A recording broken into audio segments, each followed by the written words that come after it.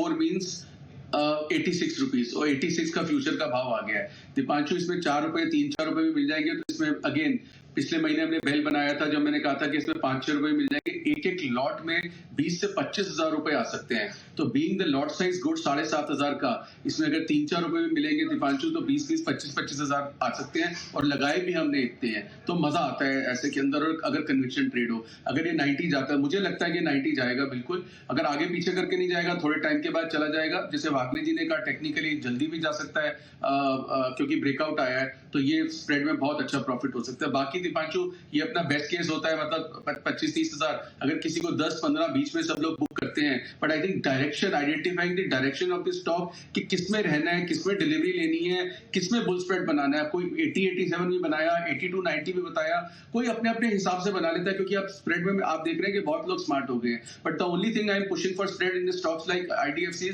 Because of the lot size, कि कम पैसों से ज्यादा पैसा बनाया जा सकता है ऐसे बड़े लॉट साइज के अंदर कन्विक्शन ट्रेड हो। तो IDFC first bank is a buy from my side also. Okay, तो IDFC फर्स्ट बैंक पर कंसेंसस व्यू आ रहा है, आशु सर की तरफ से भी पूरा सपोर्ट है, वागले साहब को भी पसंद आ रहा है, बाकी हमारे एक्सपर्ट्स भी इस काउंटर पर नजर डाल चुके हैं। आइए सुमित जी के लिए एक बिगुल, सुमित का super hit.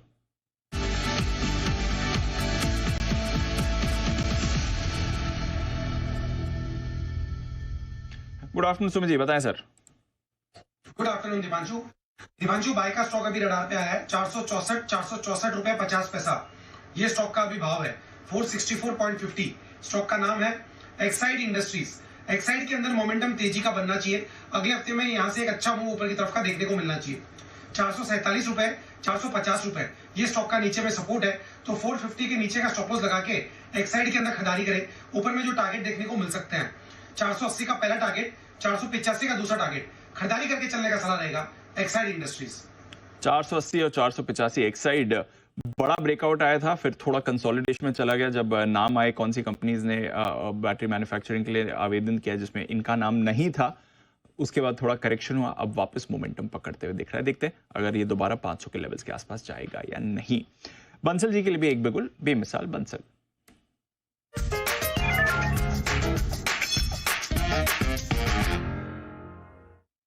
Good afternoon Bansal ji, बताएं sir. Good afternoon Deepanshu. Deepanshu, पहले तो अपडेट है, सुबह जो सिटी यूनियन बैंक दिया था वो उसके अंदर एक नेकलाइन टूट गई है और अब ब्रेकआउट हो गया है, तो साइकिल ऑफ कॉन्ट्रैक्शन में दिया था, तो जिन्होंने ले रखा है होल्ड करें, अब सब लोग लेने के लिए आएंगे। दीपांशु, दूसरा अशोक लीलैंड भी दो दिन पहले दिया था मैंने, उसके एक दिन साइडवेज हुआ, 2 दिन पहले दिया था, एक कल का दिन साइडवेज रहा और अब तेजी से भाग रहा है। और दीपांशु, 2 दिन पहले हमने बायोकॉन भी डिस्कस किया था, मैंने डिस्क्लेमर पे दिया था कि हमने रिपोर्ट निकाली है। और Deepanshu, breakout of the day जो है ना वो आज बायोकॉन है, जिसपे आज हमारे मित्र वागले जी ने भी सुबह मेरे ख्याल से 300-301 रुपए के अराउंड कॉल दिया था। और जिस तरीके का टेक्निकल स्ट्रक्चर है दीपांशु, अब बायोकॉन गियर्ड अप हो रहा है 200 दिन की एवरेज को निकालने के लिए ऑन वीकली चार्ट। एक बार ये निकलेगा ना तो सारे मतलब की बच्चा पार्टी जो है, जो नए नए बिगनर हैं वो भी सब आएंगे। तो 358 368 की तरफ कूच कर रहा है बायोकॉन। जिन्होंने भी जी बिजनेस देख के लिया हुआ है, होल्ड टाइट, सिट टाइट। और अभी है दीपांशु खरीदारी की राय कोल इंडिया पर, और यहाँ पर दीपांशु कोल इंडिया में भी स्प्रेड बनाना है और यहाँ पर 460 रुपए की कॉल को खरीदना है 16 रुपए 55 पैसे पर, 480 की कॉल को बेचना है 9 रुपए 30 पैसे के अराउंड है चल रही है, तो 7 रुपए 25 पैसे के रिस्क पर ये स्प्रेड बन रहा है। कोल इंडिया के अंदर एक बढ़िया वाला पैटर्न बन रहा है और कोल इंडिया में तेजी देखने को मिलेगी। मुझे लगता है जल्दी यहाँ पर 480 प्लस के लेवल्स देखने को मिलेंगे और मैक्सिमम रिवार्ड जो है यहाँ पर 12 रुपए 75 पैसे का वो देखने को मिल सकता है। ओके, तो ये है आपके लिए कोल इंडिया, जहां पर आपको अच्छा एक्शन बनते हुए दिख रहा है स्प्रेड के जरिए। आजकल बंसल जी ज्यादा स्प्रेड के जरिए दे रहे हैं और कोल इंडिया पर एक बुल कॉल स्प्रेड आ रहा है। 460 की कॉल खरीदनी है, 480 की कॉल बेचनी है। बढ़िया मोमेंटम ये स्टॉक भी आपको दिखा सकता है। आइए शरद जी भी आए हमारे साथ, और शरद जी इनफैक्ट बायोकॉन पर आपसे भी एक बार बात करते हैं सर, क्योंकि जबरदस्त ब्रेकआउट आया है। जो अच्छी खबर आई थी हफ्ते की शुरुआत में, वहां से इसने मोमेंटम पकड़ा है और इस हफ्ते शानदार मूव आई है। फार्मा का बड़ा लैगर्ड स्टॉक था। कोई व्यू रखते हैं सर बायोकॉन पर?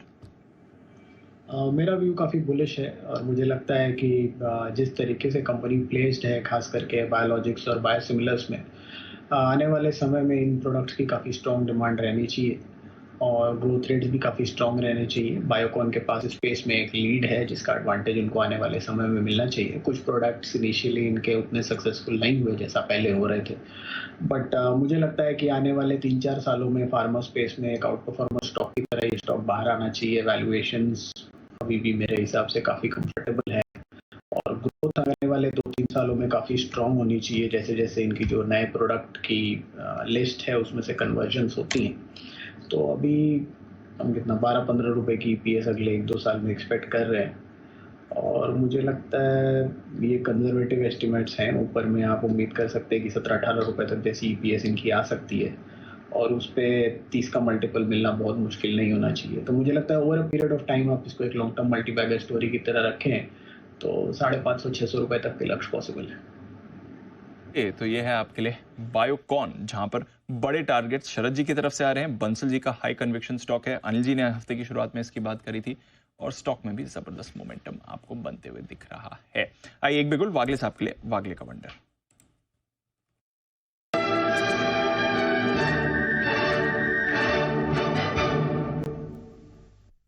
बताएं वागले साहब। दीपांशु, हमने जो बायोकॉन में बात की थी उसमें तो अच्छी खासी मूव आ गई है और अभी वही स्पेस का एक स्टॉक आया है, सिमिलर पैटर्न बन रहा है। ये है ग्रैन्यूल्स। 428-428.50 का करंट भाव है। मुझे लगता है ये 425 के ऊपर एक 10-12 रुपए की मूव दे सकता है। मेरा टारगेट 440 का होगा और आपका स्टॉप लॉस एकदम क्लोज होगा 425 का। तो 425 की 3-3.5 रुपए की रिस्क है, 440 का एक 10-12 रुपए का रिवॉर्ड है और टाइम फ्रेम आज और मंडे।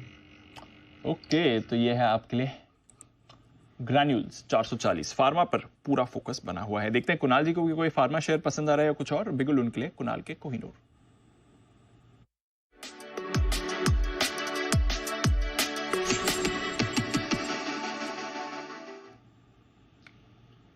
कुणाल जी बताएं सर। दीपांशु, एक पावर स्टॉक है जिसमें मुझे लगता है कि एक बड़ा ब्रेकआउट वीकली चार्ट्स पर आता हुआ दिख रहा है और आज क्योंकि फ्राइडे है, वीकली क्लोज है, तो अगर उस दृष्टिकोण से देखा जाए तो ये चार्ट बहुत साफ है। इंट्राडे चार्ट पर भी वापस से मोमेंटम बनता दिख रहा है। स्टॉक का नाम है इंडियन एनर्जी एक्सचेंज यानी कि IEX, जिस पर मेरी खरीदारी की राय है। इस स्टॉक के वीकली चार्ट पर एक बड़ा जबरदस्त ब्रेकआउट इस सप्ताह आता हुआ दिख रहा है और मुझे लगता है कि काफी समय से बाजार को अंडर परफॉर्म करने के बाद अब इसमें एक आउट परफॉर्मेंस देखने को मिल सकती है। एक बहुत छोटा सा स्टॉप लॉस यहां पर रखें। स्टॉप लॉस 157 रुपए 50 पैसे पर 157 हाफ पर रखकर खरीदारी करने की राय है IEX के फ्यूचर्स में। पहला टारगेट होगा 162 रुपए का, इवेंचुअल टारगेट 165 रुपए का। तो 162-165 के टारगेट के लिए खरीदारी की राय है IEX। ओके, IEX अभी अभी मोमेंटम पकड़ने की तैयारी में है, ऐसा है कुणाल जी का व्यू। खरीदारी इस पर आप कर सकते हैं 162 और 165 तक के टारगेट के लिए। आइए आशु सर की तरफ से बाजार पर एक स्प्रेड आ रहा है, स्विंग के सुल्तान आशु।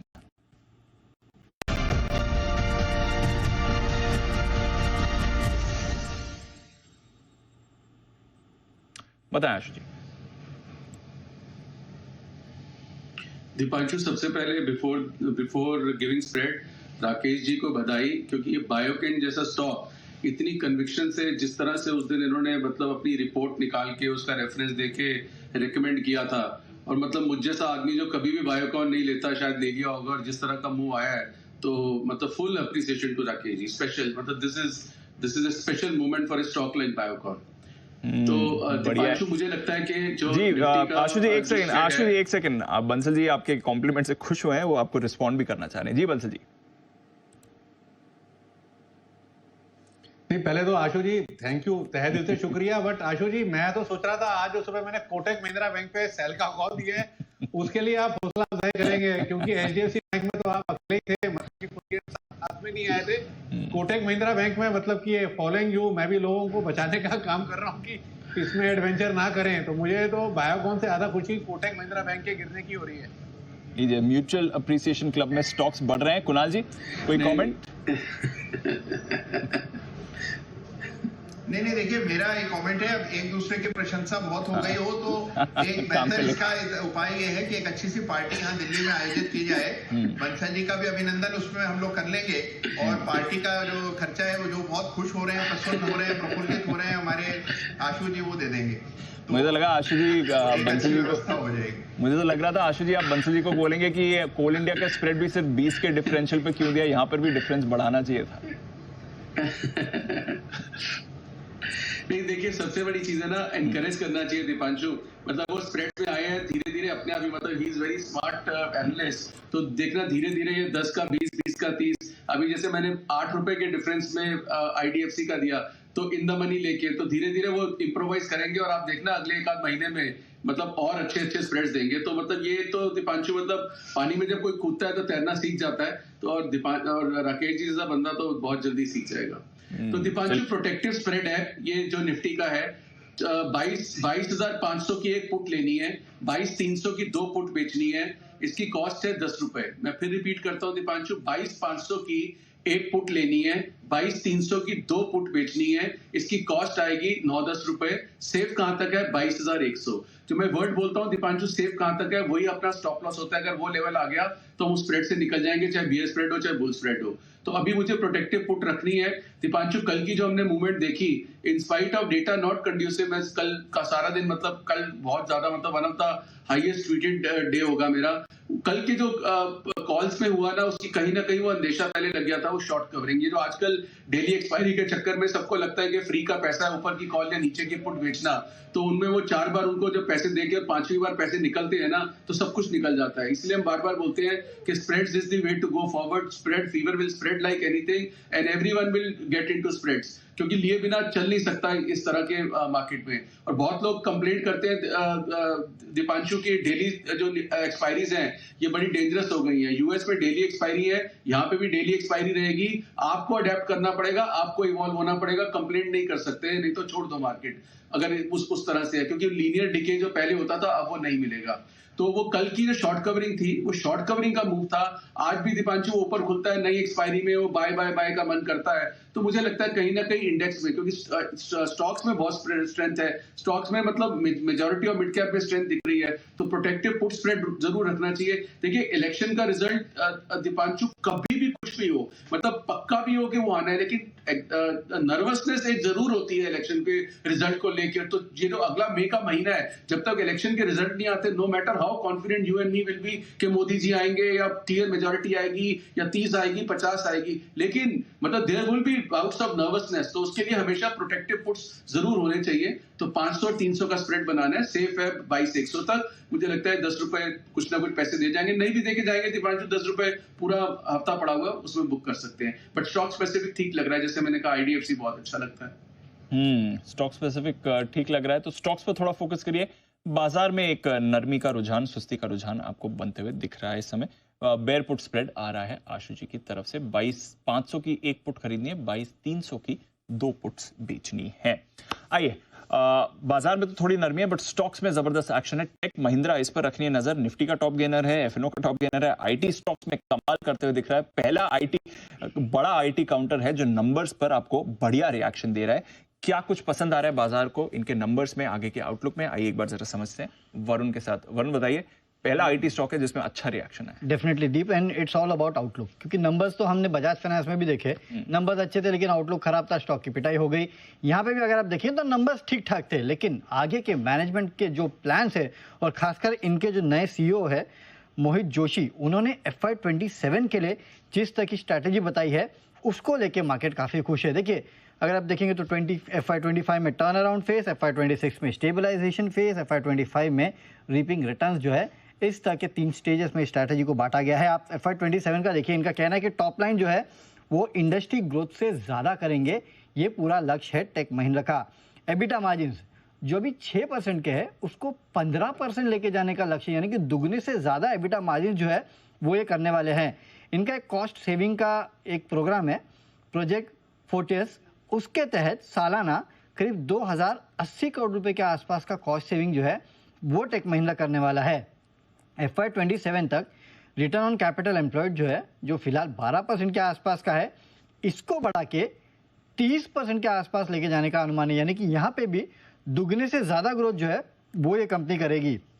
इनफैक्ट FY27 तक इनका कहना है कि शुरुआत से फ्री कैश फ्लो जो है उसका 85% के आसपास जो है वो निवेशकों को वापस देने का लक्ष्य कंपनी ने रखा है। अब किस तरह से वापस देंगे ये तो इन्होंने नहीं बताया है, लेकिन हाँ वापस देने का लक्ष्य जो है वो इन्होंने रखा है। इनफैक्ट FY24 का भी जो इनकी ऑलरेडी टर्न अराउंड जो है वो ऑलरेडी शुरुआत हो भी चुकी है। टॉप क्लाइंट्स पर फोकस है, लार्ज डील्स पे जो है वो फोकस है और उसके जरिए ग्रोथ जो है वो कंपनी की आ ही रही है।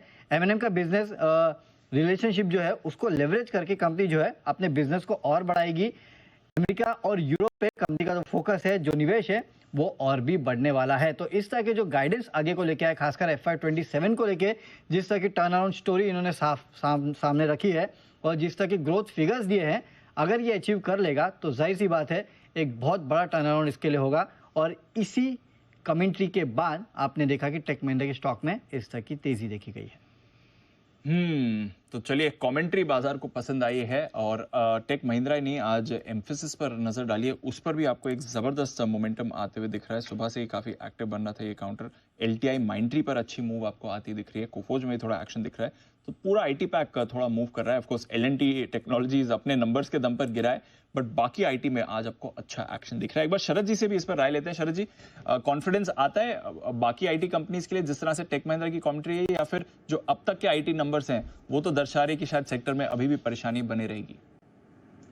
देखिए, सेक्टर में नर्वसनेस तो है, खास करके चूंकि यूएस में जो इंटरेस्ट रेट को लेके पूरा एक टर्न अराउंड हो गया है पिछले 1 महीने में।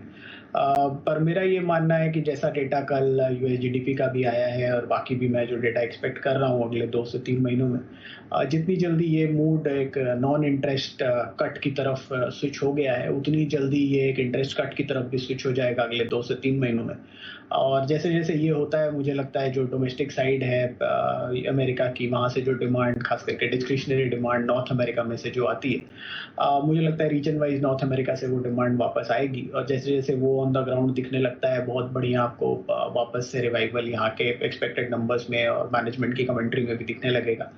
तो 1 से 2 क्वार्टर आपको वेट करना पड़ सकता है। बट टिपिकली टेक महिंद्रा के केस में मुझे लगता है कि इंडिविजुअल केस है, क्योंकि एक नई मैनेजमेंट इंडक्शन हुई है और BFSI वाला स्पेस टेक महिंद्रा के लिए बहुत बड़ा है नहीं, और एज अ साइज भी इन्फोसिस वगैरह के कंपैरिजन में छोटी कंपनी है।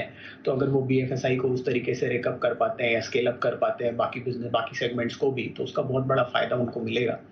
तो डील विंस के हिसाब से उनको फायदा रहना चाहिए। और अगर आप ज्यादातर कंपनीज को देखें तो सबकी बड़ी डील विंस में ट्रैक्शन अभी भी है, तो मुझे नहीं लगता कि इतनी प्रॉब्लम है। एम्फेसिस की आप बात कर रहे थे, वहां अगर आप देखें तो उनकी छोटी डील विंस में भी ट्रैक्शन है। तो मुझे लगता है डिस्क्रिशनरी स्पेंड पार्शियली वापस आ गया है। अगले 2 से 3 महीनों में ज्यादातर जो मूड माहौल है वो वापस रिवर्स हो जाना चाहिए, फेवरेबल हो जाना चाहिए IT के लिए। और ज्यादातर स्टॉक्स में वैल्यूएशन अभी भी अट्रैक्टिव है। LTIM में हमने काफी बढ़िया करेक्शन देख ली है। LTTS मुझे लगता है अभी भी शायद वैल्यूएशन कंफर्ट मेरे हिसाब से वहां नहीं आया है, बट LTIM में मुझे लगता है वैल्यूएशन कंफर्ट काफी ज्यादा है। टेक महिंद्रा में वैल्यूएशन कंफर्ट उतना ज्यादा नहीं है, लेकिन री रेटिंग के कैंडिडेट के हिसाब से मैंने हमेशा से उस पर बेट करने की बात कही है। मुझे लगता है वहाँ बहुत बड़ी इंप्रूवमेंट हो सकती है। और लार्ज कैप्स में अगर अक्रॉस द बोर्ड में देखता हूँ तो मुझे लगता है इन्फोसिस में काफी बढ़िया इंप्रूवमेंट यहाँ से मिल सकती है। आप इनिशियली 1800-1900 के लक्ष्य इन्फोसिस में रख सकते हैं। टेक महिंद्रा में थोड़ी जैसे जैसे इंप्रूवमेंट आती है वैसे रिवाइज करना होगा टारगेट्स को। LTIM में मुझे लगता है 6500 से 6500 तक के टारगेट्स हो सकते हैं, जैसे जैसे मर्जर बेनिफिट्स भी दिखने लगते हैं नंबर्स में। तो ये 3-4 काउंटर्स अच्छे परफॉर्म करने चाहिए। ओके, तो ये है आपके लिए पूरी डिटेल्ड एनालिसिस स्टॉक वाइज।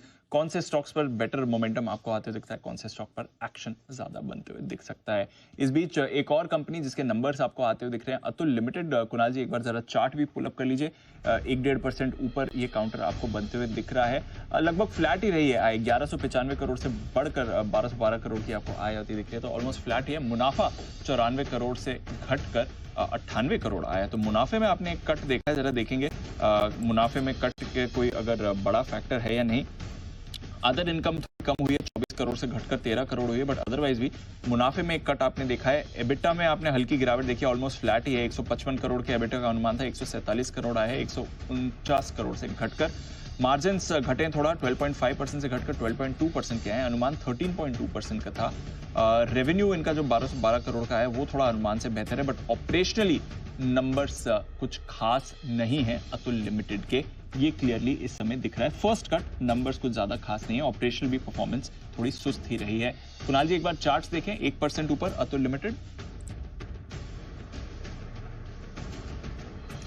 देखिए काफी अरसे से दीपांशु अतुल लिमिटेड बाजार को अंडर परफॉर्म कर रहा है, सारे केमिकल स्टॉक्स कर रहे हैं और ये स्टॉक विशेष रूप से कर रहा है। मुझे एक बड़ा सपोर्ट नजर आता है जो कि 5800 रुपए के आसपास है, तो मेरी राय में कुछ अभी खास इसमें मोमेंटम नहीं है। एक दायरेबंद आपको यहाँ पर ट्रेड देखने को मिलेगा जो कि 5800 से 6100 के बीच की रेंज है, तो मेरी राय में फिलहाल वेट एंड वॉच करें, नई खरीदारी की राय नहीं है। जिनके पास पुरानी लेगेसी पोजीशन है 5800 का स्टॉप लॉस रखकर फिलहाल होल्ड करें। ओके, तो 5800 के स्टॉप लॉस के साथ फिलहाल होल्ड करके चलिए। ये है आपके लिए अतुल लिमिटेड। इस समय फर्स्ट कट नंबर्स कुछ ज्यादा खास इसके दिख नहीं रहे हैं, बट 2:30 बज चुके हैं। सिटी साहब हमारे साथ जुड़ चुके हैं, करते हैं उनका स्वागत। सदाबहार सिटी साहब, शॉर्ट टर्म पिक्स।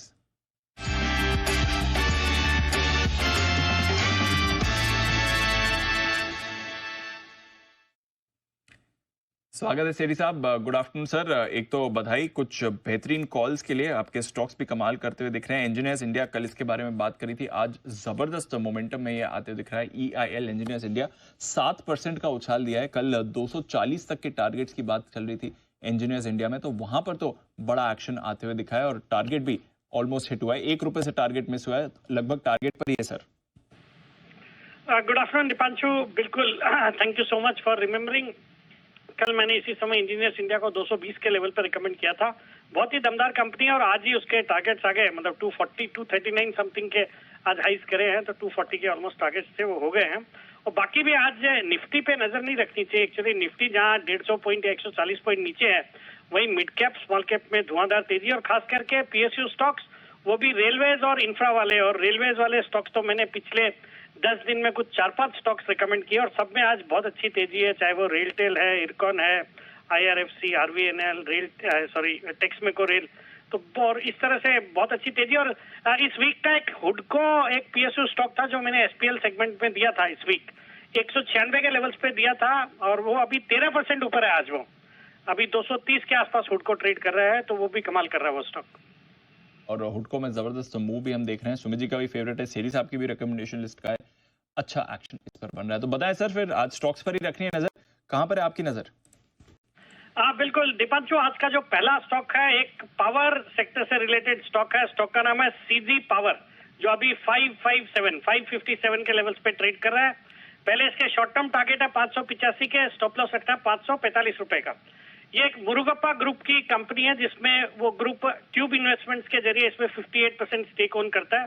ये कंपनी 2 सेगमेंट्स में ऑपरेट करती है। एक तो इंडस्ट्रियल सेगमेंट है, इंडस्ट्रियल सिस्टम्स वाला सेगमेंट, जहां पे ये मोटर्स, ड्राइव्स, फिर रेलवेज के लिए ट्रैक्शन मशीन्स, सिग्नलिंग प्रोडक्ट्स, और रेलवेज के लिए जो इनका कवच जो सेफ्टी सिस्टम है, ट्रेन कोलिजन अवॉइडेंस सिस्टम कवच, वो भी बनाती है। फिर इनका दूसरा सेगमेंट है पावर सिस्टम्स का, जिसमें ये ट्रांसफॉर्मर, स्विच गियर्स और बाकी के एलाइड प्रोडक्ट्स बनाती है। 17 इनके मैन्युफैक्चरिंग फैसिलिटीज है अक्रॉस इंडिया। एक जबरदस्त 5,500 करोड़ की ऑर्डर बुक है, एक डेट फ्री कंपनी है, और इन्होंने इंडिजिनियसली इलेक्ट्रिक व्हीकल्स के मोटर और कंट्रोलर भी डेवलप किया है, तो वो भी एक बड़ा पॉजिटिव है। और ये जितने हाई ग्रोथ सेक्टर्स है, जैसे डेटा सेंटर्स है, रेलवेज है, रिन्यूएबल एनर्जी, पावर सेक्टर, इन सबको कैटर करने वाली कंपनी है। और सरकार का जो फोकस है मेक इन इंडिया पे, उसका एक मेजर बेनिफिट इसको होता है। और ये स्टॉक इसलिए ज्यादा पसंद आता है बिकॉज इनको हाल ही में गवर्नमेंट ऑफ इंडिया से, हाल ही में यानी 29 फरवरी को OSAT फैसिलिटी के लिए अप्रूवल मिला है। OSAT यानी कि outsource semiconductor assembly and test facility, जहां पे ये सेमीकंडक्टर चिप्स बनाएंगे। और इसके लिए इन्होंने जापान की एक कंपनी है रेनासास इलेक्ट्रॉनिक्स, उनके साथ टाई अप किया, और एक थाईलैंड की कंपनी है स्टार्स माइक्रो इलेक्ट्रॉनिक्स। तो ये सब जॉइंट वेंचर में एक गुजरात के सानंद में इनका प्लांट आने जा रहा है और इसके लिए अप्रूवल मिल चुका है, तो वो एक बड़ा पॉजिटिव लॉन्ग टर्म में ट्रिगर रहेगा। बाकी वैसे भी मुरुगप्पा ग्रुप की कंपनी है, तो बहुत अच्छी पेडिग्री और मैनेजमेंट है। और इन्होंने एक इनका CG हाउस नाम की एक प्राइम प्रॉपर्टी है इनकी वर्लिंग में, एनी बेसेंट रोड पे, उसको भी मोनेटाइज करने के लिए के राइजा ग्रुप से टाई अप किया है, तो वो भी, उसका भी एक बेनिफिट स्टॉक प्राइस में देखने को मिलेगा। मुझे लगता है ये स्टॉक अच्छा करेगा।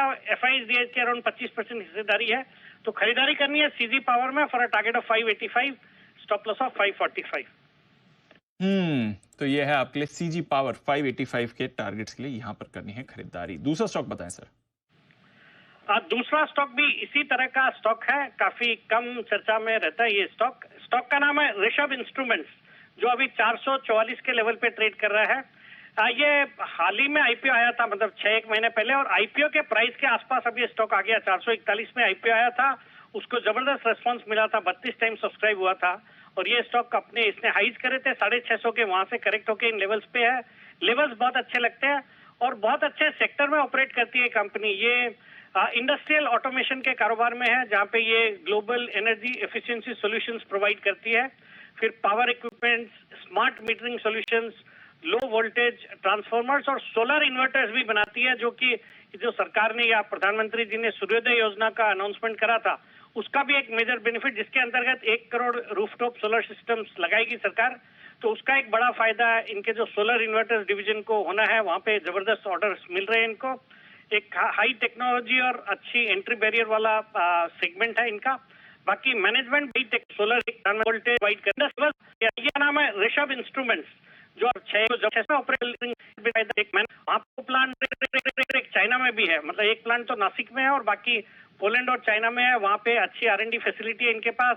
फिर पिछले साल इन्होंने 25 नए प्रोडक्ट लॉन्च करे और इस साल भी कुछ 20 नए प्रोडक्ट लॉन्च करने की तैयारी में है ये कंपनी। तो इस तरह का स्टॉक है। बाकी मजबूत फंडामेंटल्स है, अच्छे रिटर्न रेशियोज, लो डेट इक्विटी रेशियो, 0.26 का डेट इक्विटी रेशियो, और अच्छी खासी FISDS की भी हिस्सेदारी, जो करीबन 17% हिस्सेदारी रखते हैं, जिसमें क्वांट म्यूचुअल फंड अराउंड 5%, फिर बाकी निपॉन है, HDFC, बंधन, ABSL भी इसमें हिस्सेदारी रखते हैं। मुझे लगता है ये स्टॉक भी बहुत अच्छा कर सकता है, खरीदारी करने की सलाह है। शॉर्ट टर्म टारगेट है 470, स्टॉप लॉस 435। तो 470 के टारगेट के लिए खरीदारी करनी है इस काउंटर को। और सेठी साहब बात करते करते टारगेट के पास ही पहुंच गया है। 472 का हाई इसने ऑलरेडी बना दिया था, इनफैक्ट टारगेट क्रॉस भी कर लिया है सर। बिल्कुल एक अच्छा स्टॉक है और एक्चुअली पिटा हुआ है स्टॉक, तो मुझे लगता है यहाँ से बहुत अच्छे अपसाइड आएंगे। एक बार elections out of the way होंगे तो मुझे लगता है इस तरह के स्टॉक जो कि सोलर सेक्टर में ऑपरेट करते हैं, और जैसे सरकार का फोकस है ऑलरेडी सोलर सेक्टर का, मुझे लगता है ये स्टॉक अपने हाइज की तरफ जाना चाहिए। तो वहां तो अभी बहुत दूर है। मुझे लगता है जिनके पास है वो बिल्कुल अपने स्टॉप लॉसेस को ट्रेल करें, या आज भी लिया है तो स्टॉप लॉसेस को ट्रेल करते हुए इसमें बने रहे। टारगेट सर मेरा मीडियम टर्म, मतलब अगर 2 महीने का किसी का व्यू है तो मुझे लगता है ये स्टॉक 550-600 तक के लेवल आ सकते हैं इसमें। ओके, थोड़ा पोजिशनल व्यू इसमें बनाएं। फिलहाल ट्रेडिंग के टारगेट्स ऑलरेडी आ चुके हैं, या फिर डिप का इंतजार करें, बट कन्विक्शन है सेठी साहब का ऋषभ इंस्ट्रूमेंट्स पर, इस पर रखनी है नजर। बहुत बहुत शुक्रिया सर हमारे साथ जुड़ने के लिए और अपनी कॉल्स देने के लिए। श्रीराम फाइनेंस के भी नंबर्स आते हुए दिख रहे हैं। 1308 करोड़ से मुनाफा बढ़कर 1946 करोड़ का आया। अनुमान हमारा 1910 करोड़ का था, तो अनुमान से थोड़ा बेहतर, ऑलमोस्ट अनुमान मुताबिक ही आपको यहाँ पर मुनाफा आते हुए दिख रहा है। बाकी नंबर्स भी आ रहे हैं श्रीराम फाइनेंस के, कैलकुलेट करके हम आपको बताते हैं। नेट इंटरेस्ट इनकम 5086 करोड़ की आपको आती हुई दिख रही है। आई थिंक थोड़ी अनुमान से कम है, 5230 करोड़ का अनुमान था, उसके सामने 5087 करोड़ की आपको नेट इंटरेस्ट इनकम आती हुई दिखी है। इन नंबर्स का भी विश्लेषण डिटेल में करेंगे। आइए उससे पहले अनिल जी है हमारे साथ तैयार अपनी स्ट्रैटेजी के साथ।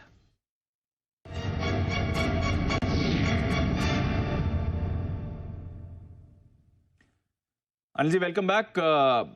अमेरिकी फ्यूचर्स ठीक ठाक एक्शन दिखा रहे हैं सर, 160 पॉइंट ऊपर है नैस्डैक फ्यूचर्स, 60 पॉइंट ऊपर है डाउ फ्यूचर्स। हमारे बाजार में कुछ ज्यादा सुधार नहीं हुआ है आधे घंटे में, ऑलमोस्ट उन्हीं लेवल्स पर है। 22,450 पर निफ्टी है, 125 पॉइंट नीचे। बैंक निफ्टी भी 200 पॉइंट नीचे है, 48,300 के लेवल पर। मामूली सी रिकवरी बैंक्स में आपने जरूर देखी है। स्मॉल और मिड कैप का एक्शन बरकरार है। यूरोप का एक्शन अच्छा है। कच्चा तेल भी आज थोड़ा ऊपर है। रुपया आपका एकदम फ्लैट ट्रेड कर रहा है। बताएं सर क्या करना चाहिए इस समय? जी थोड़ा सा नीचे तो खरीदारी करें। सपोर्ट लेवल आपका बहुत क्लियर है निफ्टी पर 22,325 से 22,400 की रेंज सपोर्ट के तौर पर है, और इस रेंज के आसपास और इस रेंज के अंदर थोड़ी शॉर्ट कवरिंग कर सकते हैं, थोड़ी खरीदारी कर सकते हैं। फ्राइडे है, वीकली क्लोजिंग है, 22,500 के ऊपर निफ्टी तो बहुत अच्छी बात है, लेकिन डेटा ये सजेस्ट करें कि 22,300 से 22,400 की रेंज में निफ्टी को बेहद मजबूत सपोर्ट है, जो आसानी से टूटने वाला है नहीं। तो वहां पर आप चाहें तो हल्की फुल्की खरीदारी करने का सोच सकते हैं, लेकिन एक ही कंडीशन पर आपको सोमवार तक इंतजार करना होगा। हो सकता है आज आपको गेंस न मिले। आज आखिरी घंटे में एक बार 22,500 की तरफ कर सकता है निफ्टी, और वहां पर थोड़ी बहुत पोजीशन आप उनकी कर सकते हैं अगर चाहें तो। वजह यह है कि डाउ फ्यूचर्स आपके मजबूत है, और 22,400 से 22,300 की रेंज में सपोर्ट भी अच्छा है। तो एक हल्की फुल्की रिकवरी वहां से आ सकती है। ऊपरी स्तर पर निफ्टी के लिए 22,500 22,575 आज के लिए ये हायर रेंज है। बैंक निफ्टी का जहां तक सवाल है 48,025 48,175 ये सपोर्ट रेंज है और ये आसानी से टूटेगा नहीं, तो 48,200 के नजदीक और इसके नीचे आने पर खरीदारी करने का मौका आपके लिए बनेगा। ऊपरी स्तर पर भी 48,500 के आसपास अगर बैंक निफ्टी वापस आता है 48,475 48,500 के आसपास, तो वहां पर एक बार प्रॉफिट बुकिंग करके आप हल्के हो सकते हो। तो वैसे वीकेंड सेशन के हिसाब से नई पोजीशन ना बनाए, जो पोजीशन है उसमें आपको अगर इंडेक्स में थोड़ा बहुत स्पेशली ऊपरी स्तर पर प्रॉफिट बुक करने का मौका मिले तो वो भी कर सकते हैं। बहुत ज्यादा नाम तेजी नहीं है, लेकिन जिस तरह से आज करेक्शन आया बहुत लोग बड़े नेगेटिव भी हो रहे हैं, उतनी मंदी वाला भी मामला नहीं है। तो सपोर्ट लेवल के आसपास खरीदिए, थोड़ी प्रॉफिट बुकिंग करते चलिए। बाजार इसी रेंज में थोड़ा वोलेटाइल रह सकता है, अच्छी तेजी दिखाने के बाद इन लेवल्स के आसपास थोड़ा वक्त बिताने की उम्मीद है। मिड कैप स्मॉल कैप शेयरों में एक्शन अच्छा है, वहाँ चुनिंदा खरीदारी के मौके आपके लिए भी बनते रहेंगे। जी,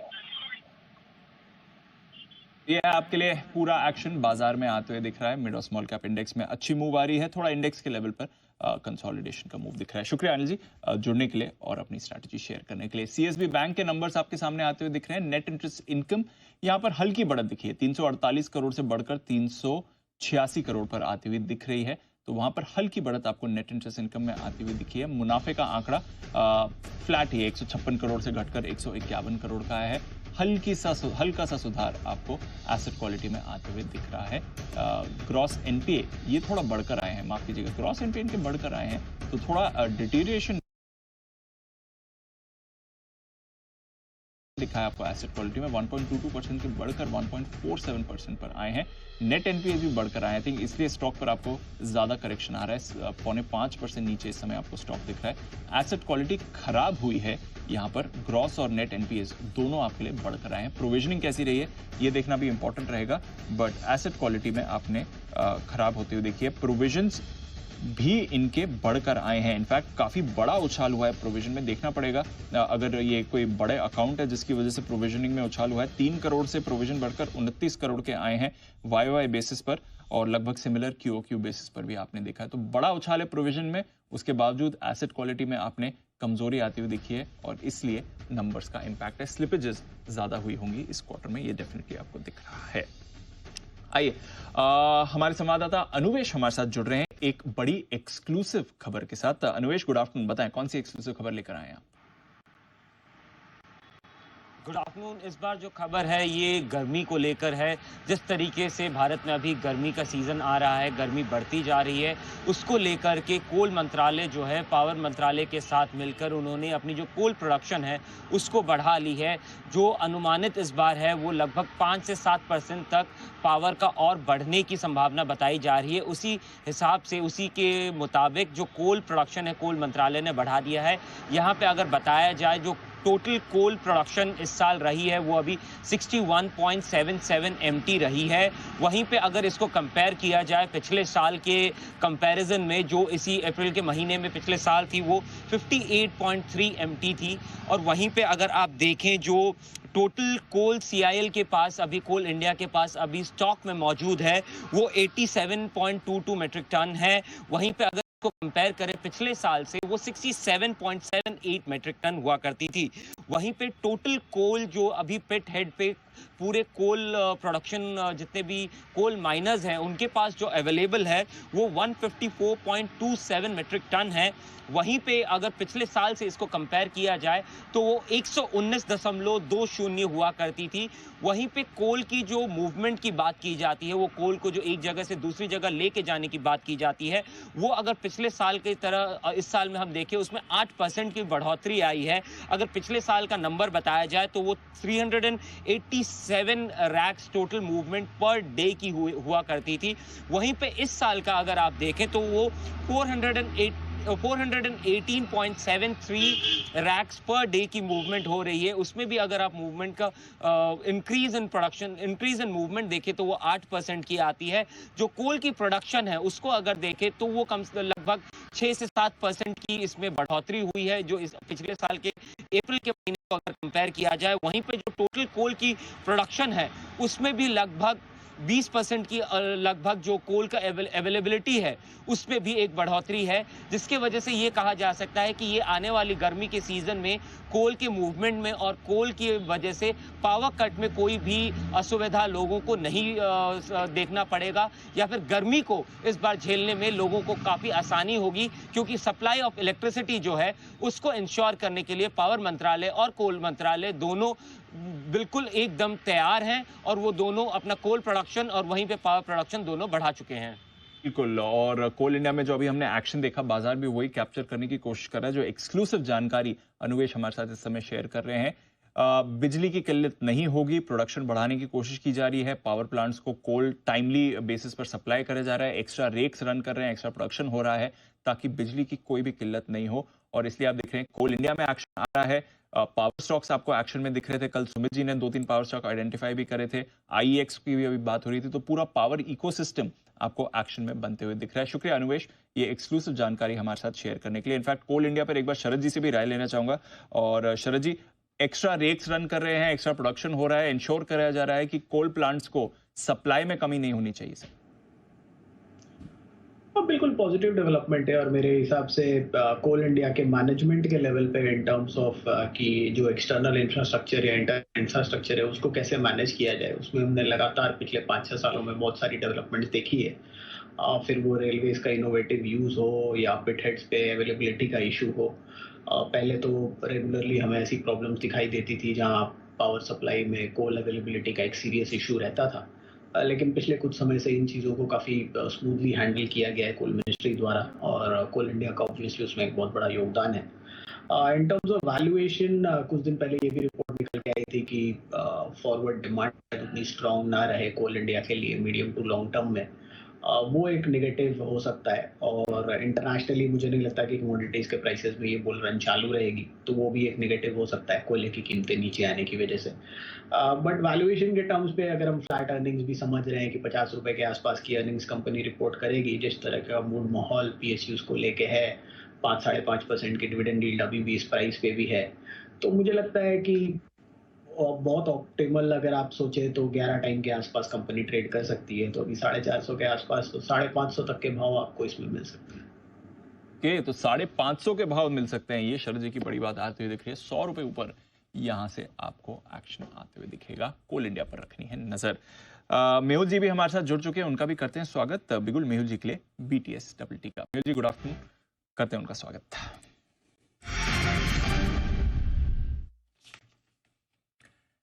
बताएं सर। Good afternoon Deepanshu.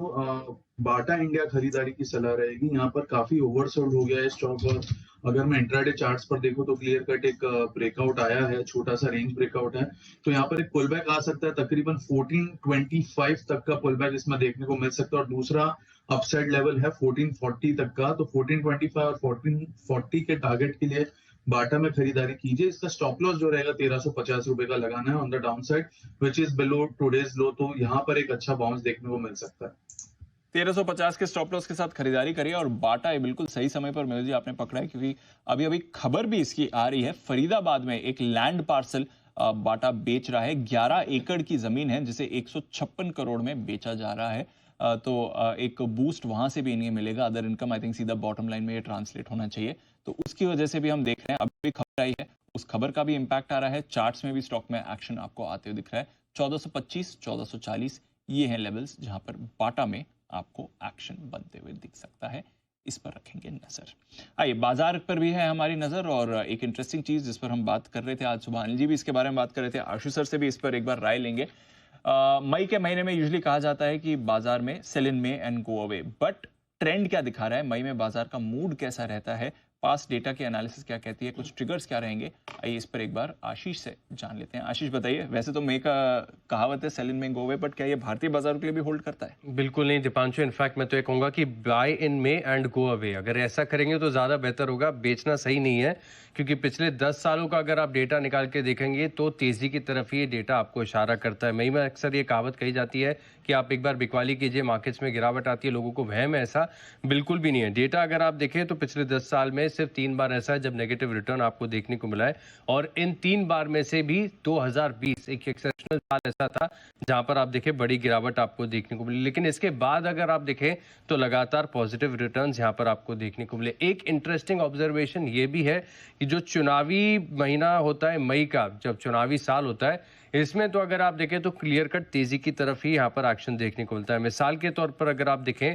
तो 2014 के जब इलेक्शन हुए थे तो मई महीने में निफ्टी में 6% की तेजी आई। बैंक निफ्टी ने बड़ा तगड़ा आउट परफॉर्मेंस दिखाया, 14.5% के पॉजिटिव रिटर्न्स देखने को मिले। 2019 की बात करें तो यहाँ पर 2% की तेजी निफ्टी में देखने को मिली और 6% जो है बैंक निफ्टी चल गया। अब 2024 का देखना होगा हमें कि कैसा रहता है मई सीरीज और मई महीना पूरा, जहां पर निफ्टी का और बाद में बैंक निफ्टी का आउट परफॉर्मेंस का लगातार जो 3 बार की स्ट्रीक है बरकरार देखने को मिलती है कि नहीं, ये बड़ा सवाल है। लेकिन जैसे कि एक बार मैं आपको डेटा का फ्लो बता देता हूं। सबसे पहले 2022 का साल देखिए जहां पर 4% की गिरावट आपको देखने को मिली थी। 2020 का कोविड का एक्सेप्शनल ईयर जहां पर 11% तक निफ्टी बैंक निफ्टी में आपको गिरावट देखने को मिली, 11% बैंक निफ्टी में और 3.5% निफ्टी में। और 2015 भी था जहां पर आप देख सकते हैं कि निफ्टी फ्लैट रहा, लेकिन बैंक निफ्टी यहां पर भी तकरीबन 0.2% की गिरावट देखने को मिली।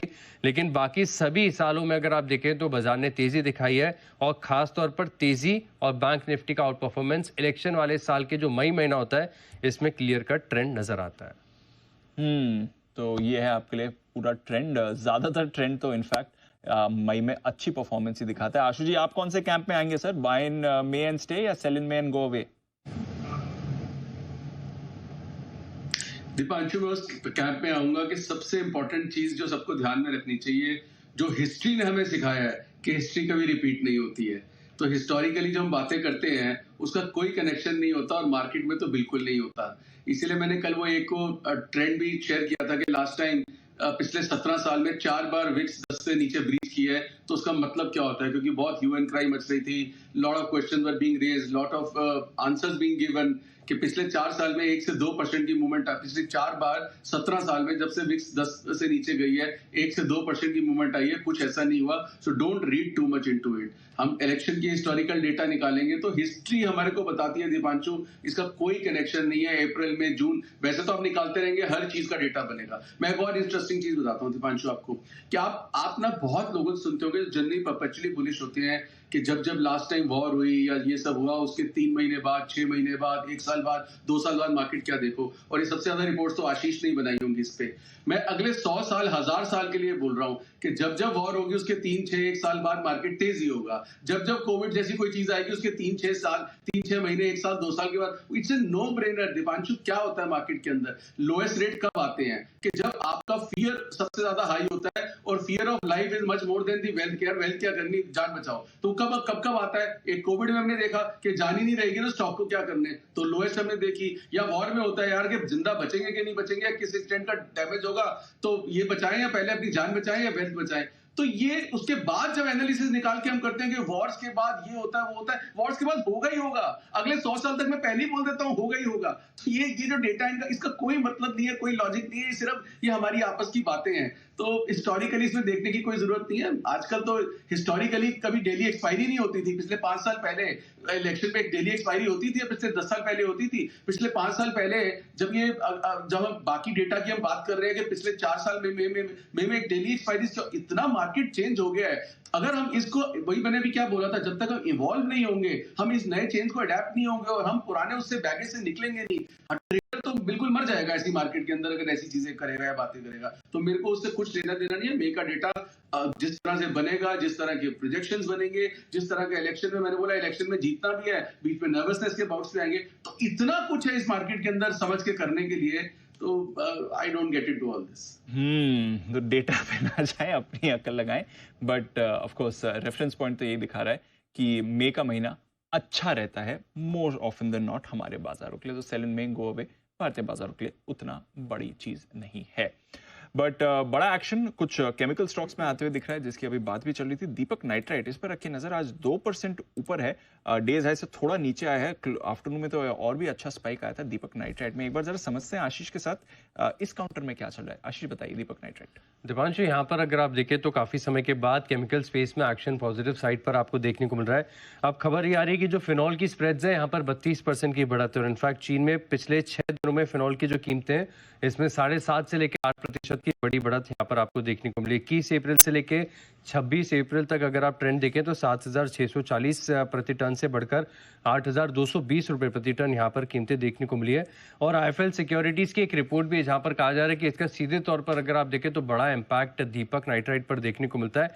कारण ये कि अगर आप फिनोलेक्स सेगमेंट की बात करें तो रेवेन्यू कॉन्ट्रीब्यूशन काफी ज्यादा है, 64% के आसपास है। 9 मंथ FY24 का आंकड़ा अगर आप देखें तो 64% का रेवेन्यू कंट्रीब्यूशन है।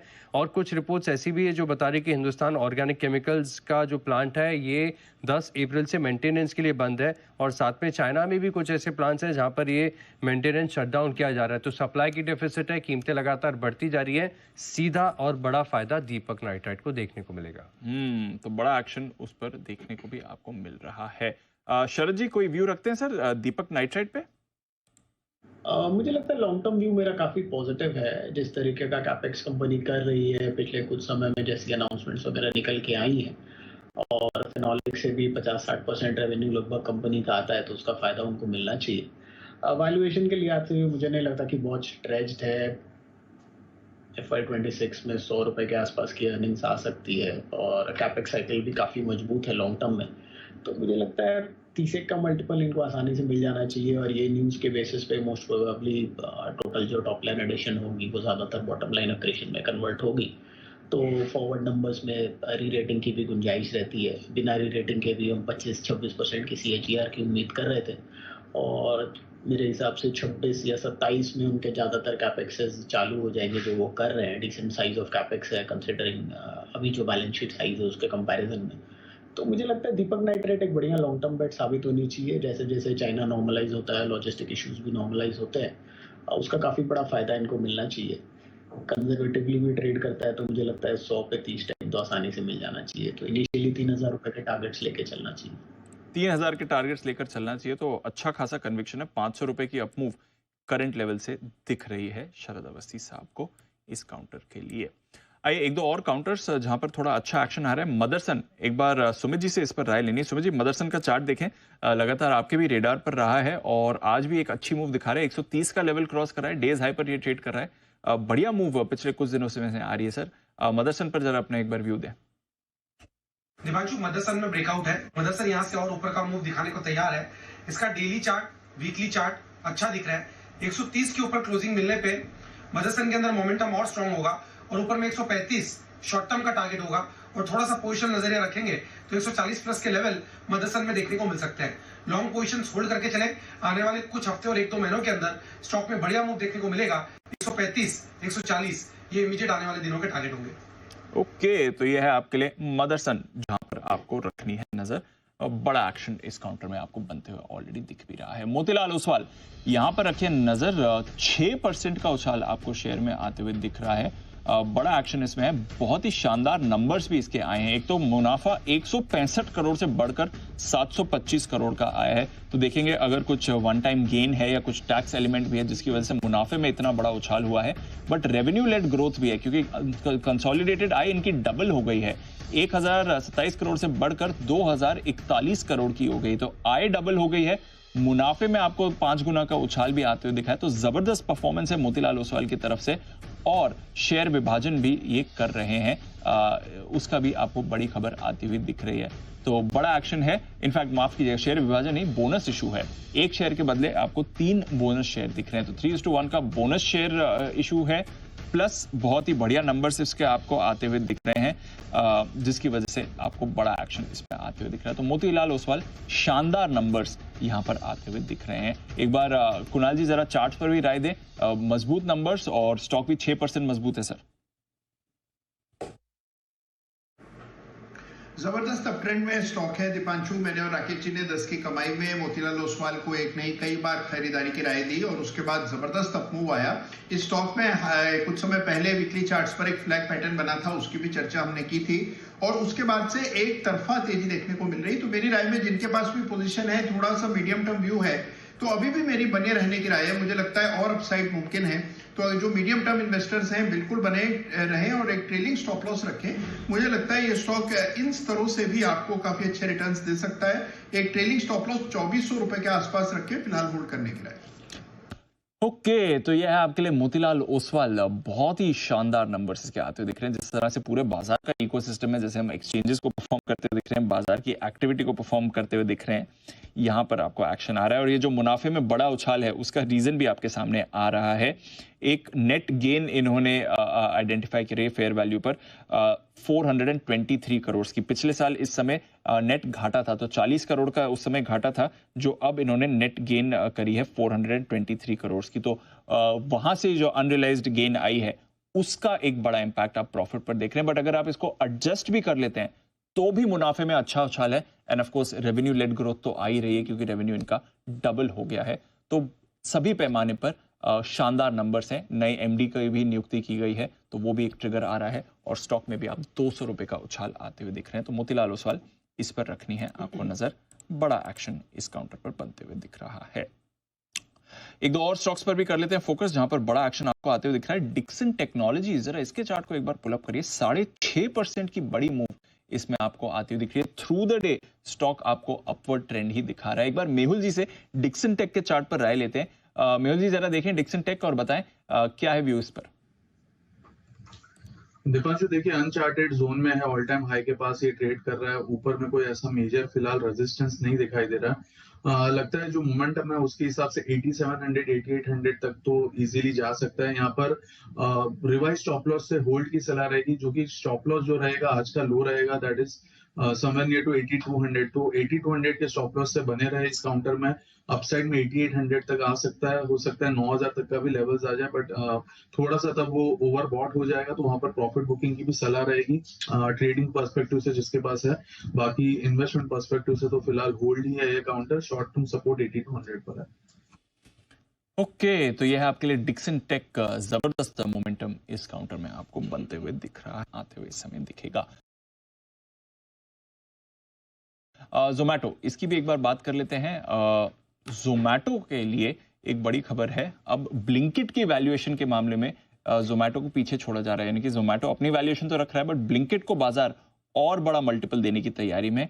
क्या है ये एक्शन, एक बार समझते हैं। गोल्डमैन की एक इंटरेस्टिंग रिपोर्ट भी आई है। आशीष बताइए क्या कह रही है ये रिपोर्ट। दीपांशु, काफी इंटरेस्टिंग रिपोर्ट है, जहां पर ये बताया जा रहा है कि जिस प्रकार से क्विक कॉमर्स में एक बड़ी ग्रोथ यहां पर देखने को मिल रही है। अब ब्लिंकिट वैल्यूएशन के लिहाज से, जैसे कि आपने बताया, जो मल्टीपल्स ब्लिंकिट को मिल रहे हैं वो फूड डिलीवरी बिजनेस से ज्यादा है और ट्रेंड काफी इंटरेस्टिंग है। ब्लिंकिट की वैल्यूएशन अगर आप देखें तो बढ़कर अभी $13 बिलियन के आसपास है और 2022 में जोमैटो ने $60 करोड़ के आसपास जो है इसमें खरीदारी की थी। वहां से ग्रोथ का ट्रेंड काफी बढ़िया है। लेकिन इसको और आसानी से समझने के लिए जो पर शेयर की वैल्यू निकल कर आती है, इसका ट्रेंड मैं आपकी स्क्रीन पर लेकर आता हूं। मार्च 2023 में अगर आप देखें तो फूड डिलीवरी की जो वैल्यूएशन थी वो 48 रुपए प्रति शेयर के आसपास थी गोल्डमैन सैक्स की रिपोर्ट के अनुसार। लेकिन अब अगर आप देखें तो ब्लिंकिट की जो वैल्यूएशन थी उसमें ग्रोथ काफी आई है। तब 16 रुपए प्रति शेयर की जो है वैल्यूएशन दी थी। Q4 FY23 में अगर आप देखें तो 50 रुपए फूड डिलीवरी की वैल्यू थी, 17 रुपए ब्लिंकिट की। अब अगर आप देखें तो 119 फूड डिलीवरी बिजनेस को ऑर्डर किया जा रहा है और 98 रुपए जो है सिर्फ और सिर्फ ब्लिंकिट की वैल्यूएशन यहाँ पर देखने को मिल रही है। क्योंकि कारण ये कि इस सेगमेंट में अगर आप देखें तो ग्रोथ काफी शानदार देखने को मिल रही है और ब्लिंकिट और की जो ग्रॉस ऑर्डर वैल्यू है, इसमें जिस प्रकार का CAGR ग्रोथ देखने को मिल रही है, मान रहे कि बड़ी बढ़त यहाँ पर और देखने को मिल सकती है। अच्छा, अच्छी बात ये भी है कि बड़ी ग्रोथ और अच्छे रनअप के बाद इनफैक्ट 40 से सीधे 200 रुपए तक के स्टॉक एक तरफा तेजी यहाँ पर आई है। लेकिन इसका प्राइस टू अर्निंग ग्रोथ के हिसाब से अगर आप देखें तो गोल्डमैन सैक्स मान रहे कि जोमैटो 0.9 टाइम्स पर चल रहा है और MSCI इंडिया कंज्यूमर डिस्क्रिशनरी जो स्टॉक्स हैं ये अगर आप देखें तो 3.2 टाइम्स, यानी अभी भी वैल्यूएशन का कंफर्ट है, हेडरूम है, यहाँ पर बढ़त देखने को मिल सकती है। और इसी के चलते इन्होंने खरीदारी की राय के साथ टारगेट प्राइस 170 से बढ़ाकर 240 कर दिया।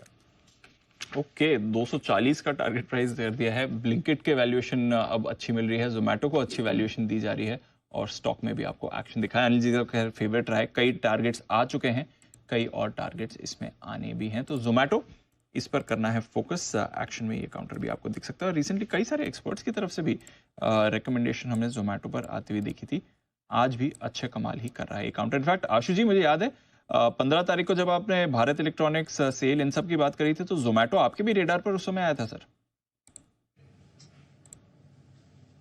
दीपांशु, पिछले 1 साल से ये, और मैंने ये कई बार डिस्क्लेमर ऑन एयर दिया है कि it was one of the first stock जब हमने 85 से 100 रुपए में जो मैंने इन्वेस्टमेंट के लिए खुद बाय किया था, क्योंकि नॉर्मली मैं मतलब नहीं करता हूँ, बट बहुत सालों बाद, तो वो तब से Deepanshu I am holding partial profit booking भी की है अभी के लेवल्स पे।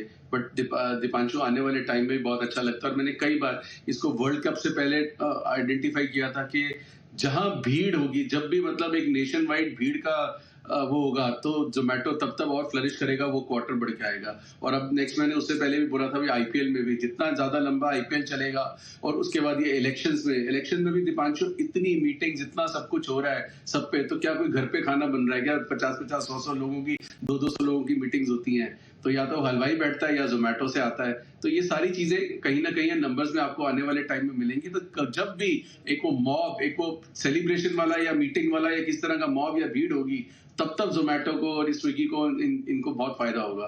तो बने रहे दीपांशु, मतलब इन एंड आउट करते रहे।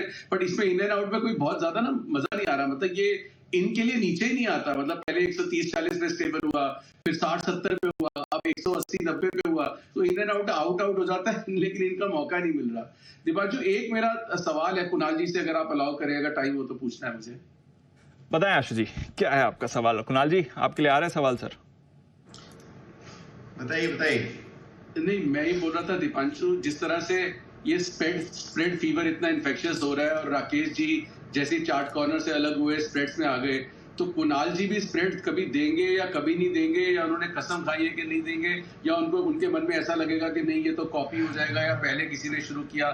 मतलब उनका क्या, मतलब नेशन वांट्स टू नो कि वो स्प्रेड देंगे कभी कि नहीं देंगे, या उनका डेब्यू कैसे होगा? क्योंकि फिर मैं आईपीएल की तरह उनको वो जैसे जिसका डेब्यू होता है ना, कैप देते हैं, तो उनका डेब्यू स्प्रेड जब आएगा तो मैं सेलिब्रेट करूंगा, पार्टी दूंगा उनका, तो आएगा कि नहीं आएगा? ये तो चार्ट कॉर्नर अलग हुआ, अब बंसल जी आशु जी के कैंप में चले गए हैं, और अब आशु जी आपको भी पोच करने की कोशिश कर रहे हैं। बताएं सर, आप भी स्प्रेड्स देंगे अब? नहीं, बिल्कुल आशु जी, स्प्रेड्स का फीवर जो है वो चल रहा है, और मैं देखिए बिल्कुल अपना डेब्यू करूंगा। बंसल जी के परफॉर्मेंस में पहले देख रहा हूँ कि इनका बॉक्स ऑफिस पर कैसा रिजल्ट रहता है, तो अगर ये बॉक्स ऑफिस पर हिट रहे तो एक तो मैं भी इस पर आऊंगा, बिल्कुल आऊंगा, और आऊंगा तो आपके साथ ही पार्टनरशिप में आऊंगा, डोंट वरी। तो कुछ नए बिगुल हमें भी तैयार करने पड़ेंगे। जिस तरह से आशु जी का इस समय स्प्रेड मेनिया बढ़ रहा है, बट पुट स्प्रेड दिया था आशु जी अभी थोड़ी देर पहले, और बाजार पर वीकनेस इस समय थोड़ी बढ़ती हुई दिख रही है। 22,400 के लेवल को अभी निफ्टी ने तोड़ा है, 225 अंक का कट यहां पर आपको आते दिख रहा है। 350 अंकों का कट बैंक निफ्टी में भी हो गया। 48,150 का लेवल अभी बैंक निफ्टी भी तोड़ रहा है। सेंसेक्स में 650 पॉइंट्स की गिरावट आपको आती हुई दिख रही है। तो बाजार में थोड़ा सेलिंग प्रेशर इस समय आपको बढ़ते हुए दिख रहा है, और कई सारे स्टॉक्स हैं जिस पर आपको सेलिंग आते हुए दिख रही है। पिछले कुछ मिनटों में अगर देखें तो ज्यादातर सेलिंग प्रेशर जो आया है आईटी की तरफ से आपको आते हुए दिख रहा है। इन्फोसिस नेगेटिव टेरिटरी में आया है। एचडीएफसी बैंक आपका फिसला है। आईसीआईसीआई बैंक पर आपने प्रेशर आते हुए देखा है। एचयूएल में आपने वीकनेस आती हुई देखी है। टाटा स्टील भी आपको फिसलते हुए दिखा है। तो इन स्टॉक्स में फ्रेश बिकवाली के संकेत आपको आते हुए दिख रहे हैं। HCL tech, JSW steel, Kotak bank में फिर से आपको परेशानी बनती हुई दिख रही है इस समय। मारुति सुजुकी भी 2% का कट दिखा रहा है, डेज लो पर है नंबर से पहले। एसबीआई में आपको प्रेशर बनते हुए दिख रहा है। टीसीएस ये भी आपको प्रेशर दिखा रहा है। भारतीय एयरटेल, इसमें भी गिरावट हो रही है। तो कुछ दिग्गज स्टॉक्स में आपको अच्छी खासी गिरावट आती हुई दिख रही है। बैंक्स इन पर्टिकुलर ये कमजोर हो रहे हैं। तो आइए थोड़ा बैंक्स पर ही फोकस किया जाए। आईसीआईसीआई बैंक जिस पर अभी थोड़ा सेलिंग प्रेशर आया भी है, इसके नंबर्स आने वाले हैं कल। आइए वरुण से जानते हैं कैसी रहेगी परफॉर्मेंस। वरुण बताइए क्या करेगा आईसीआईसीआई बैंक? तो देखिए दीप, नंबर्स तो अच्छे रहने वाले। हमने एचडीएफसी को देख लिया, एक्सिस को देख लिया, तो आईसीआईसीआई तो इनफैक्ट इनसे बेटर ही रहता है हमेशा, क्योंकि रिटेल फोकस बैंक है ये, और जाहिर सी बात है वहाँ पे ग्रोथ काफ़ी अच्छी है। तो रिटेल और एसएमई सेगमेंट जो है वहाँ से इस बैंक को ग्रोथ मिलेगी। एनआईआई करीब 7% के आसपास बढ़ेगा, 880 करोड़। मुनाफा में करीब 13% के आसपास की बढ़ोतरी होगी। एडवांसेस हमारा मानना है कि 17 से 19% के आसपास की बढ़ोतरी जो आपको देखने मिल सकती है, और डिपॉजिट्स भी इतने ही बढ़ेंगे, 17 से 18% के आसपास। तो इसके चलते नेट इंटरेस्ट मार्जिन जो है 4.43 पिछले बार था, इस बार 4.4 से 4.5 आने का अनुमान, इनफैक्ट 4.5 आने का ज़्यादा उम्मीद लगाई जा रही है, क्योंकि HDFC और एक्सिस में हमने यही देखा है। ग्रॉस NPS स्टेबल रहेंगे। इसके अलावा अगर आप देखेंगे तो थोड़ी बहुत फी इनकम जो है वो बेहतरीन देने का अनुमान है। अनसिक्योर्ड लोन, ये अगर आप देखेंगे ईयर ऑन ईयर वहाँ पे थोड़ी दिक्कतें हैं, क्योंकि जाहिर सी बात है RBI ने जिस तरह से अनसिक्योर्ड लोन पे लगाम लगाई थी उसके बाद यहाँ पे थोड़ी कम हो रही है। प्रोविजनिंग गिरावट वहाँ पे होगी, तो प्रोविजनिंग कम होने वाले इस बैंक के। और ये जो अल्टरनेट इन्वेस्टमेंट फंड्स का यहाँ पे जो इन्होंने पिछले क्वार्टर में काफ़ी प्रोविजनिंग की थी, तो इस बार रिवर्सल होने वाला है। तो HDFC में भी आपने देखा 185-186 करोड़ रुपीज़ के आसपास का रिवर्सल हुआ। इसमें भी देखते हैं कितना रिवर्सल होगा, लेकिन काफ़ी सारे लोग मान रहे हैं कि वो रिवर्सल शायद इस बार आपको थोड़ा बहुत देखने मिलेगा। ओके, तो ये है आपके लिए ICICI बैंक। देखते हैं, नंबर्स तो थोड़े अच्छे एक्सपेक्ट किए जा रहे हैं, हालांकि स्टॉक पर आपको एक प्रेशर इस समय बनते हुए दिख रहा है। वागले साहब एक बार जरा चार्ट्स भी देख लेंगे सर ICICI बैंक के, बताएं क्या है इसके लिए इंपॉर्टेंट लेवल्स। दीपांशु, एक्चुअली कल इसमें एक ब्रेकआउट आया था 1100 के ऊपर। जब तक ये 1100 के नीचे नहीं जाता है, मेरा व्यू तो बुलिश ही रहेगा, क्योंकि रिजल्ट है थोड़ा सा चॉपी हो सकता है। Broadly 1100 on the downside, 1130 on the upside, ये रेंज होनी चाहिए मंडे ट्यूसडे तक। ओके, चलिए देखते हैं नंबर्स पर कैसा रिएक्शन देगा ICICI बैंक। फिलहाल तो इस पर सुस्ती आ रही है। कैश का ऑप्शन, आइए चलते हैं सुमित जी के पास।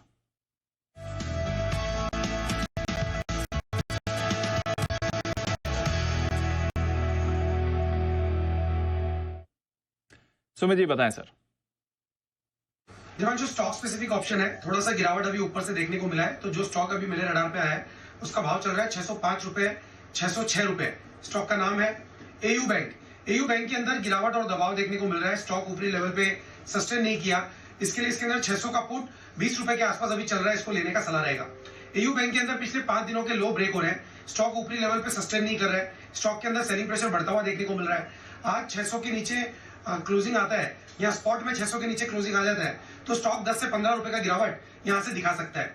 तो AU बैंक का पुट खरीदारी करें 600 का। इसके अंदर स्टॉप लॉस लगाए नीचे में 16 रुपए का, ऊपर में टारगेट देखने को मिल सकता है 25 का पहला, 28 का दूसरा। खरीदारी करें AU बैंक 600 का पुट। 600 का पुट AU बैंक का आपको खरीद कर चलना है, ये आपके लिए सुमित जी की राय आ रही है। कमजोरी इस काउंटर में आपको आते दिख रहे हैं, 20 रुपए के लेवल मिल रहा है, 25 और 28 तक के टारगेट्स आपको इस पर बनते हुए दिखेंगे। ओके, AU बैंक पर रखेंगे नजर। IDFC फर्स्ट बैंक सबके रेडार पर है, ये काउंटर अभी बात भी चल रही थी इस पर, इसके नंबर्स कैसे रहेंगे आइए ये भी जान लेते हैं। वरुण बताइए यहाँ पर परफॉर्मेंस कैसी एक्सपेक्टेड है। तो दीप, बाकी बैंक्स के मुकाबले अगर आप देखेंगे तो इसकी ग्रोथ ज़्यादा अच्छी रहती है, खासकर डिपॉजिट्स और लोन ग्रोथ जो होती है वो इसकी अच्छी रहती है। इस बार भी अच्छी रहेगी। एडवांसेस करीब 23 से 24% बढ़ेंगे, डिपॉजिट्स 32 से 33% के आसपास की बढ़ोतरी आपको दिखा सकते हैं। उसके चलते NII करीब 24.5% बढ़ेगा, 4480 करोड़ रुपीज़ के आसपास आ सकता है। लेकिन प्रॉफिट्स यहाँ पे नजर रखिएगा, क्योंकि काफ़ी लोग मान रहे हैं कि इस बार प्रॉफिट्स या तो फ्लैट रहेंगे या तो गिरेंगे। अगर आप कंसेंसस निकालेंगे तो 8.5% के आसपास की गिरावट शायद मुनाफे में आ सकती है। अब ये क्यों है? दो चीज़ें, एक तो ऑपरेशनल खर्च जो है वो काफ़ी हद तक बढ़ने वाला है, कॉस्ट ऑफ फंड्स हमने बाकी बैंक्स में भी देखा कि काफ़ी बड़ा है। दूसरा, प्रोविजनिंग शायद इस बार इस बैंक की थोड़ी आपको बढ़ते हुए नजर आ सकती है, और प्रोविजनिंग थोड़ी ज़्यादा बढ़ेगी, इसके लिए हो सकता है कि आपको जो मुनाफा है उसमें थोड़ी बहुत गिरावट देखने मिले। तो यहाँ पे नजर रखिएगा। NPS स्टेबल रहेंगे, उसमें कोई दिक्कत की बात है नहीं। नेट इंटरेस्ट मार्जिन 6.4 से 6.5% के बीच में रह सकते हैं। तो रिटेल फोकस बैंक है, एडवांसेस डिपॉजिट में अच्छी ग्रोथ, बैलेंस शीट अच्छी होगी, लेकिन मुनाफा शायद गिरेगा, तो यहाँ पे आप नजर रखिएगा। मुनाफा गिरेगा, मुनाफा गिरेगा। ओके, यहाँ पर रखनी है नजर। और आगे की कमेंट्री भी इंपॉर्टेंट रहेगी। वोडाफोन आइडिया का रेजोल्यूशन हो रहा है, क्या इससे इन्हें भी कोई फायदा होगा, कुछ राइट बैक्स आ सकते हैं, उस पर भी बाजार स्पेकुलेट कर रहा है। तो काफी सारे फैक्टर्स हैं। IDFC फर्स्ट बैंक, इस पर हम रखेंगे नजर। बैन से बेनिफिट, इस पर भी रखनी है नजर। आइए लेते हैं अपडेट आशीष के साथ।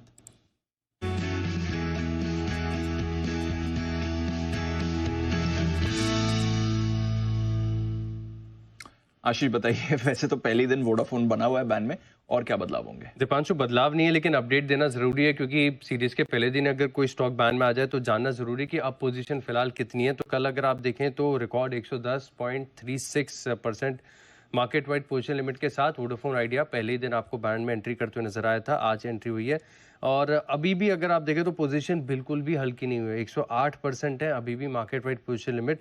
15 मिनट अभी बाजार बंद होने के लिए बचे हुए हैं, तो लग नहीं रहा कि ज़्यादा मीनिंगफुल यहाँ पर रिडक्शन आएगा, तो बैंड से बाहर नहीं आ रहा है। और दूसरा कोई स्टॉक ऐसा है नहीं जो इसको कंपनी देने के लिए आए, तो थोड़े दिन तो लग रहा है कि अभी वोडाफोन आइडिया ही बैंड में बना रहेगा और कोई भी स्टॉक नहीं है। चलिए, बट पहले दिन वोडाफोन बना हुआ था, बैंड में बना रहेगा, कोई ज़्यादा मीनिंगफुल रिडक्शन इन पोजीशंस भी आपने देखा नहीं है इस काउंटर के लिए। तो वोडाफोन आइडिया इस पर है नज़र। भारतीय एयरटेल ये भी थोड़ा आज फिसलते हुए दिखा है, इसको भी अपने रेडार पर रखिएगा।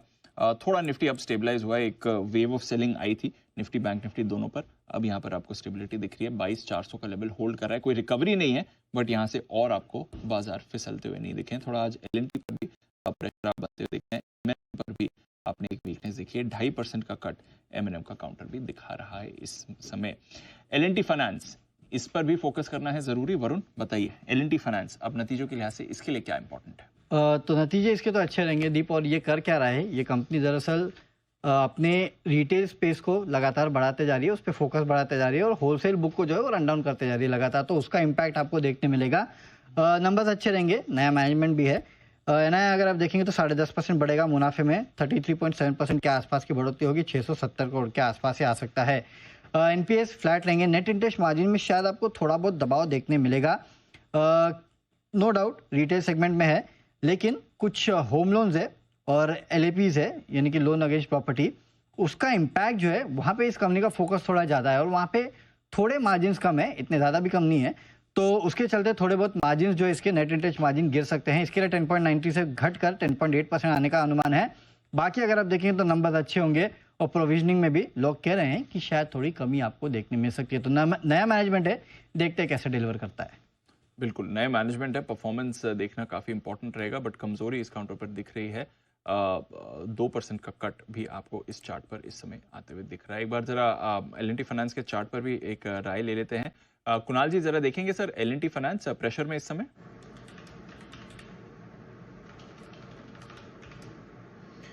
देखिए, आज सवेरे से ही हम इस पे प्रेशर देख रहे हैं दीपांशु, और मुझे लगता है कि और कमजोरी चार्ट पर देखने को मिल सकती है जिस तरह का चार्ट स्ट्रक्चर है। तो फिलहाल मुझे लगता है कि थोड़ा वेट एंड वॉच करें, और जिस तरह का स्ट्रक्चर है और गिरावट मुमकिन है, तो मेरी राय में अभी इस पे कोई खरीदारी की राय नहीं है। स्टॉक को सेटल हो जाने दें और उसके बाद फिर इस पर खरीदारी के बारे में बात करें। तो ये है आपके लिए एलएनटी फाइनेंस, जहां पर आपको रखनी है नजर, इस पर आपको थोड़ा प्रेशर बनते हुए दिख रहा है। आरबीएल बैंक, इसको भी एक बार फोकस में करते हैं और वरुण से जान लेते हैं कि इसके भी अनुमान क्या कह रहे हैं। वरुण बताइए, आरबीएल बैंक क्या एक्सपेक्ट करना है? नंबर्स अच्छे रहने चाहिए दीप, क्योंकि इन्होंने जो अपना अपडेट दिया था क्वार्टर का वो ठीक था, जहाँ पे डिपॉजिट 12% बढ़े थे, एडवांसेस 19% के आसपास बढ़े थे, कासा में बढ़ोतरी थी, हालांकि कासा रेशियो गिर के आया था, 37.4% से गिर के 35.2% के आसपास आया था। रिटेल एडवांसेस में करीब 29% के आसपास की बढ़ोतरी देखने मिली थी। तो इसके बेसिस पे हमने अनुमान लगाया कि एनआई 8.5% बढ़ेगा, प्रॉफिट्स 21.8% बढ़ेंगे, 330 करोड़ के आसपास से आ सकते हैं। एनपीएस फ्लैट रहेंगे, नेट इंटरेस्ट मार्जिन भी यहाँ पे काफ़ी लोग मान रहे हैं कि शायद यहाँ पे थोड़े फ्लैट रह सकते हैं।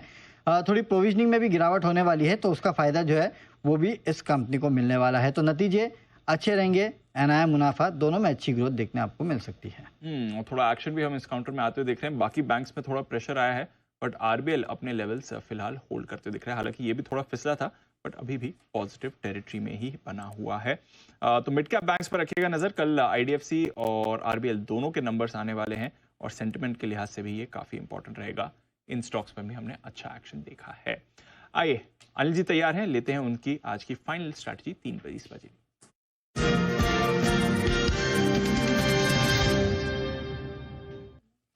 अनिल जी, कुछ ज्यादा बदलाव नहीं हुआ है जहां तक अमेरिकी फ्यूचर्स का सवाल है। 60 पॉइंट ऊपर डाउ फ्यूचर्स है, 160-170 अंक ऊपर नैस्डैक फ्यूचर्स है। अच्छा एक्शन वहां पर आपको बनते हुए दिख रहा है।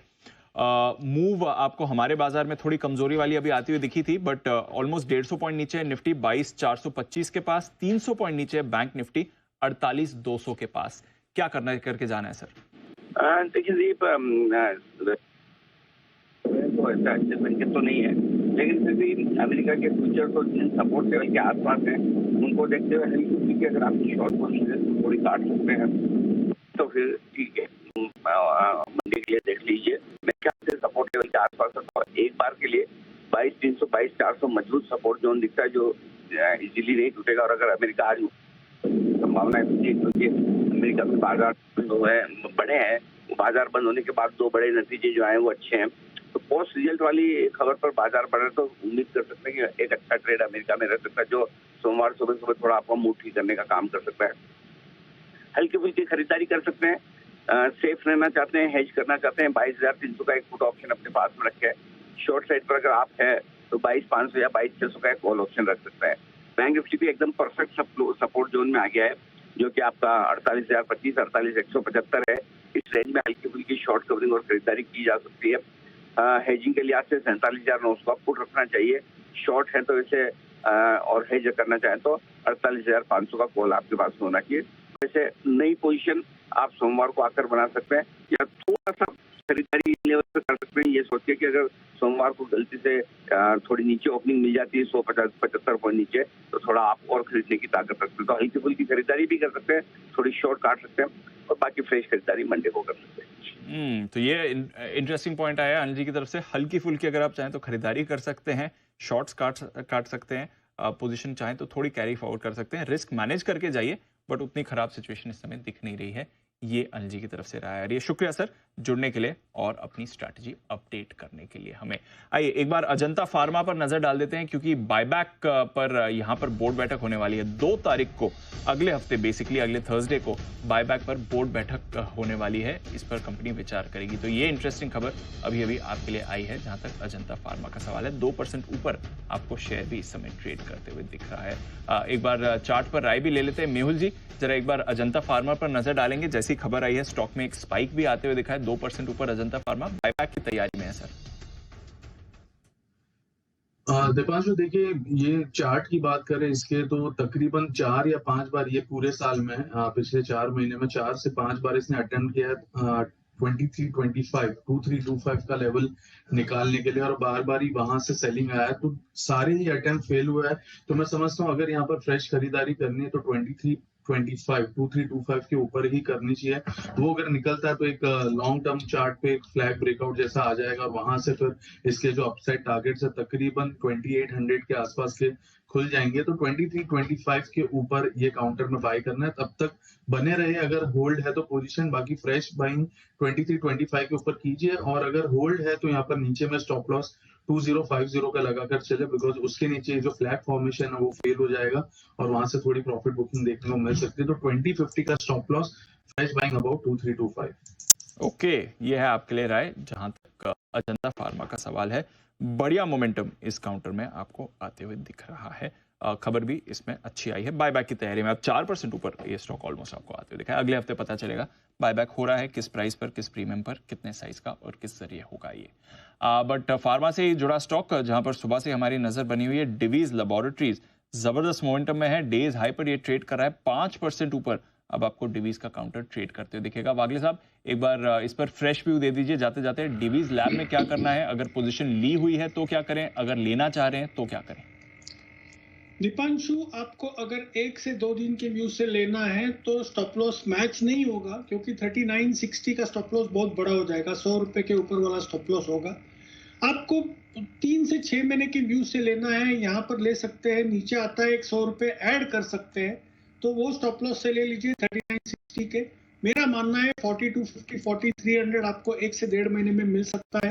5 से 7% की मूव में देख रहा हूँ। एक क्लियर कट ब्रेकआउट की तैयारी है।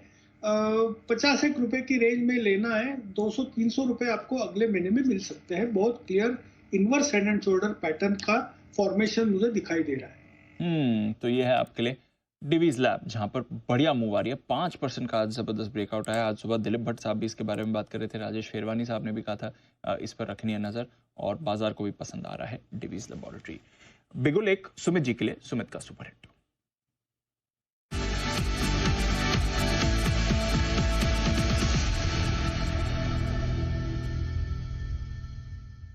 सुमित जी बताएं सर। दिवांशु, बाय का स्टॉक है 367 368 का अभी भाव है। 367 368 का अभी भाव है। स्टॉक का नाम है उषा मार्टिन।